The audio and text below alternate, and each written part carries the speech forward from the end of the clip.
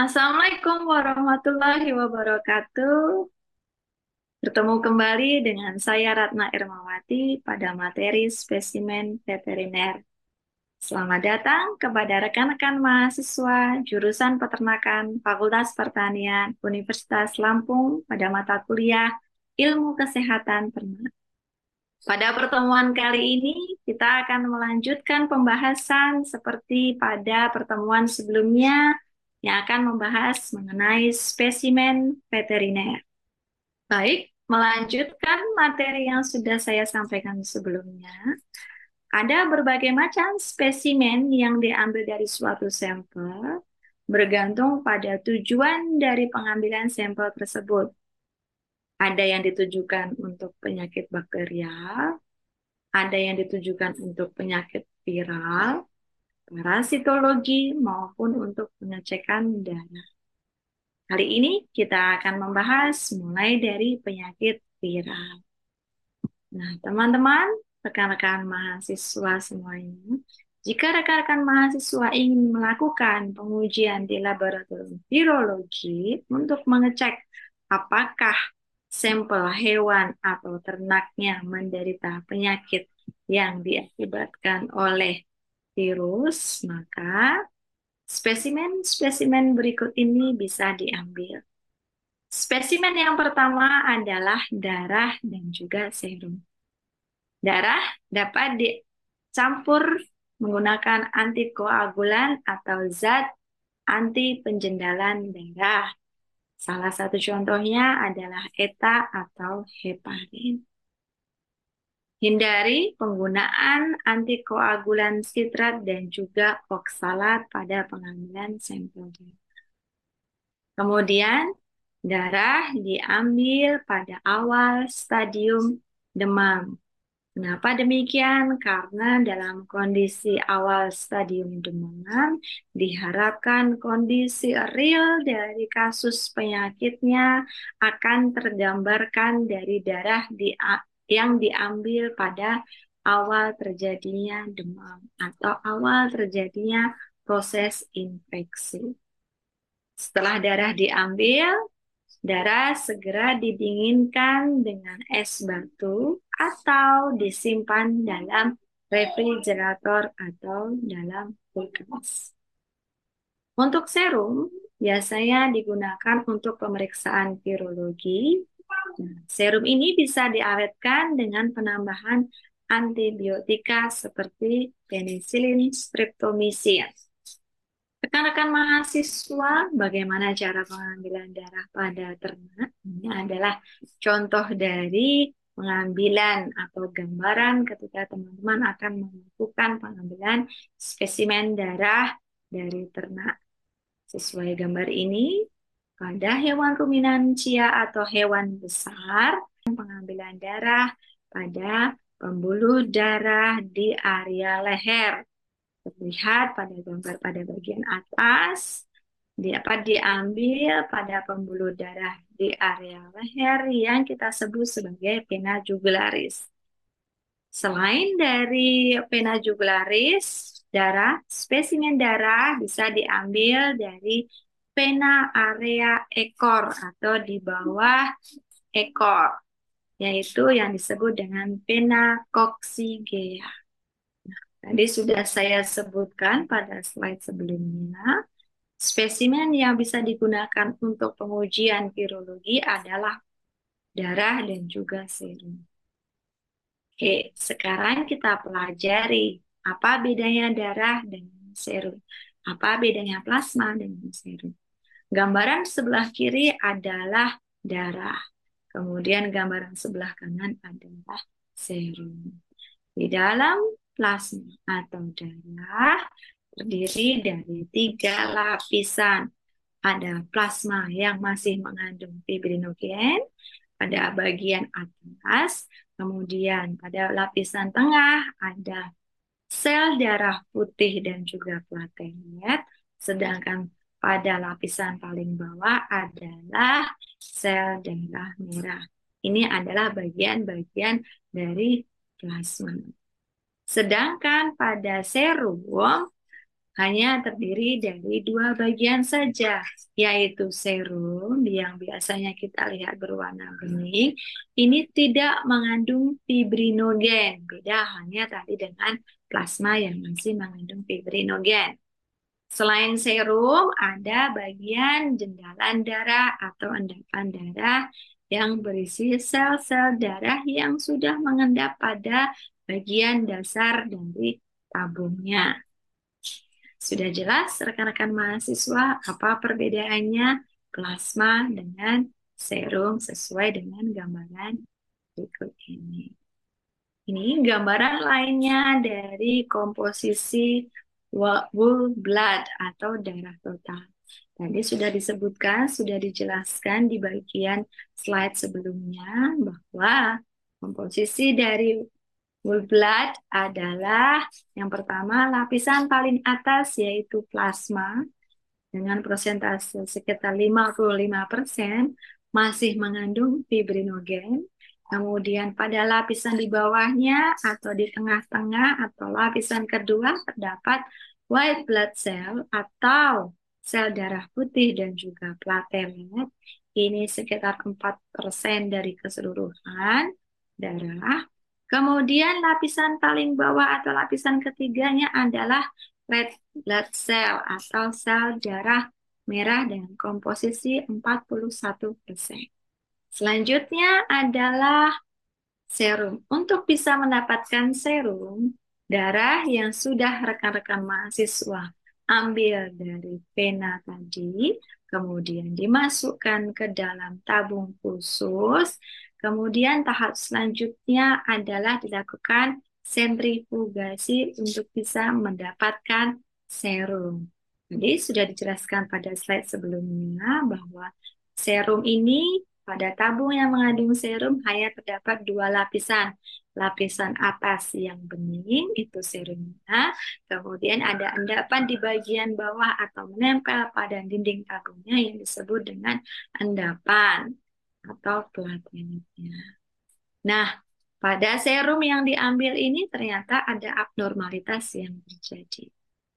Seperti gambar di bawah ini, ada 3 gambar setelah didapatkan serumnya. Yang pertama normal kondisinya. Kemudian yang kedua adalah jumlah serumnya lebih banyak daripada endapan darahnya. Nah, ini biasanya ditemukan pada kasus-kasus anemia. Sedangkan yang ketiga adalah jumlah serumnya lebih sedikit daripada jumlah endapan darahnya. Pada gambar di sebelah atas kita bisa lihat ada 4 gambaran yang menunjukkan kondisi dari tubuh dari sampel yang diambil spesimen darahnya atau serumnya. Yang pertama gambaran dari serum yang normal sama banyaknya antara serumnya kemudian dengan endapan darahnya. Kemudian pada tabung yang kedua, serumnya sudah mengalami hemolisis atau sel-sel darahnya sudah mengalami kerusakan atau pecah sehingga serum yang didapatkan nantinya akan berwarna kemerahan. Kemudian pada tabung ketiga mengalami ikterik atau serumnya akan berwarna lebih kuning atau lebih pekat. Dan yang keempat, pada tabung yang keempat adalah gambaran terjadinya lipemik atau serumnya tidaklah cair seperti serum normal, tapi lebih kental karena ada kandungan lipid atau lemak dalam serum tersebut. Nah, baik rekan-rekan mahasiswa, berikut ini adalah beberapa macam tabung vakum yang biasanya digunakan untuk pengambilan spesimen darah maupun serum. Ada berbagai macam tabung vakum sesuai dengan tutupnya. Ya, ada tutup hitam, kemudian biru, merah, ungu, abu-abu, hijau, dan juga kuning menyesuaikan dengan peruntukannya dan juga antikoagulan atau zat pengawet yang ada di dalam tabung tersebut. Selain tabungnya yang beraneka macam, ada juga jarum-jarum untuk tabung vakum tersebut. Jadi tidak sembarangan jarum yang digunakan. Untuk tabung vakum seperti ini atau kita sering sebut sebagai pengecek, jarumnya khusus ya rekan-rekan siswa. Ini ada berbagai macam jarumnya, warna-warnanya, dan juga disesuaikan dengan ukuran dari jarumnya atau needle-nya yang akan digunakan menyesuaikan dengan ukuran dari sampel hewan yang akan diambil spesimennya. Nah, ini adalah keterangan dari masing-masing jenis eh, tabung vakum yang digunakan dalam pengambilan spesimen darah dan juga serum bersama dengan kualifikasi dari tabung-tabung tersebut.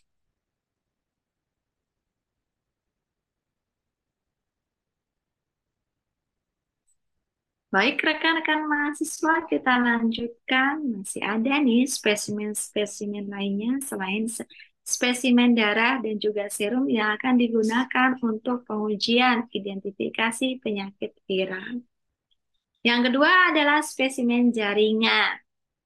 Potongan jaringan akan bertahan lama jika disimpan dalam wadah yang berada dalam kondisi dingin. Dapat juga ditambahkan larutan penyangga atau buffer gliserin salin 10 kali dari volume spesimennya. Seperti terlihat pada gambar bagian atas, jadi kondisi spesimen jaringannya atau organnya tercelup semuanya, seluruh bagian dari jaringan atau organ tersebut dalam larutan buffer atau penyangga.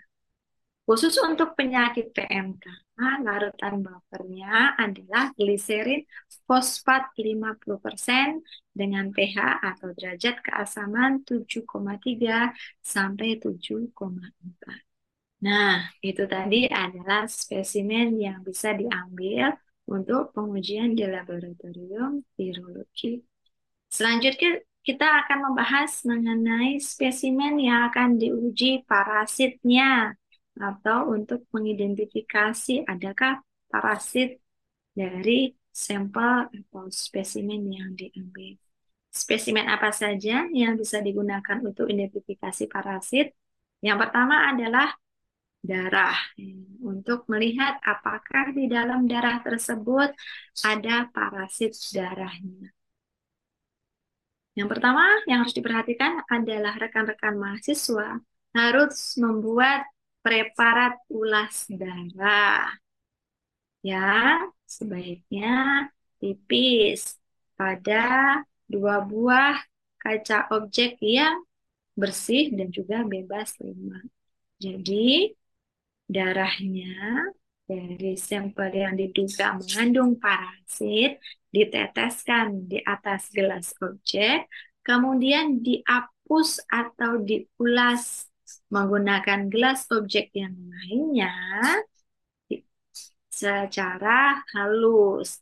Jadi didapatkan preparat ulas darah yang tipis, bukan yang tebal, untuk memudahkan nanti di saat pengecekan di laboratorium. Setelah dilakukan ulasan atau hapusan darah di atas gelas objek, kemudian tahap selanjutnya adalah dikeringkan. Ditunggu kering dahulu sebelum selanjutnya dilakukan fiksasi menggunakan metanol selama 2 menit. Setelah itu mungkin akan dilakukan proses pengecatan. Pada kasus penyakit surah atau penyakit yang diakibatkan oleh Trypanosoma influenzae dan juga penyakit mikrofilariasis, preparat ulas darahnya dibuat lebih tebal dan tidak dilakukan proses fiksasi. Kemudian tadi adalah untuk mengidentifikasi apakah di dalam darah ada parasitnya, begitu. Kemudian selanjutnya ada spesimen ektoparasit atau parasit yang dia ditemukan di luar dari tubuh. Bisa menempel di kulit atau masuk ke dalam lapisan kulit. Pengambilan spesimen ektoparasit ini harus dilakukan sewaktu hewan masih dalam kondisi hidup atau bisa juga segera setelah hewan mengalami kematian. Nah, ektoparasit apa saja sih yang ingin ditemukan yaitu dari spesimen ini? Bisa caplak, bisa tungau, pinjal, maupun parasit dewasa dan juga telur. Nah, spesimen parasit-parasit ini bisa diawetkan di dalam etanol 70%. Kutu pada kasus kudis, ya, kutu kudis ini bisa dikumpulkan dengan cara melakukan pengerokan di jaringan dengan menggunakan pisau sampai permukaan jaringan tersebut berdarah. Kenapa demikian? Karena kutu ini masuk ke dalam lapisan kulit atau jaringan kulit sehingga kita harus bisa mencapai tempat di mana kutu tersebut tinggal agar didapatkan nanti spesimen yang kita kirimkan ke laboratorium benar-benar mengandung kutu tersebut sehingga bisa diidentifikasi spesies atau jenis kutunya. Setelah dikerok sampai berdarah, tadi spesimen jaringannya dimasukkan ke dalam botol yang bersih sebelum nanti dikirimkan ke laboratorium untuk melakukan identifikasi atau pengujian. Nah, ini adalah gambaran dari beberapa hewan yang terinfeksi oleh ektoparasit. Pada gambar bagian atas, kucing merah, kucing sudah menderita ektoparasit dalam tingkat lanjut, sehingga permukaan tubuhnya sudah berubah, sudah mengalami penebalan, dan terlihat bahwa si agen penyebab infeksi ektoparasitnya ini masuk ke dalam liang-liang tubuhnya atau di bawah dari permukaan kulit, masuk ke dalam jaringan kulitnya. Ini pada bagian bawah terlihat bahwa dia masuk ke dalam kulit, ke dalam jaringan-jaringan di bawah kulit. Sehingga kita harus melakukan pengerokan jaringan supaya kita bisa menembus sampai kepada lokasi di mana ektoparasit tersebut ada. Selain ektoparasit yang berada di luar dari tubuh atau di permukaan tubuh, kita juga bisa melakukan pemeriksaan endoparasit. Sesuai namanya, ini parasit ini ada atau ditemukan di dalam tubuh dari sampel hewan atau ternak. Untuk pengecekan endoparasit, sampel yang diambil adalah salah satunya yaitu spesimen feses. Feses atau kotoran. Feses yang diambil adalah feses yang segar atau baru saja keluar atau dikeluarkan oleh sampel ternak tersebut. Nah, setelah diambil sampel fesesnya atau spesimen fesesnya, dimasukkan ke dalam wadah khusus atau kantong plastik yang bersih. Selain itu, cacing dewasa, jika kita menemukan cacing yang sudah dewasa, seperti terlihat pada gambar bagian atas, ya, cacing dewasanya bisa diawetkan dengan menggunakan buffer formalin dengan konsentrasi 5%.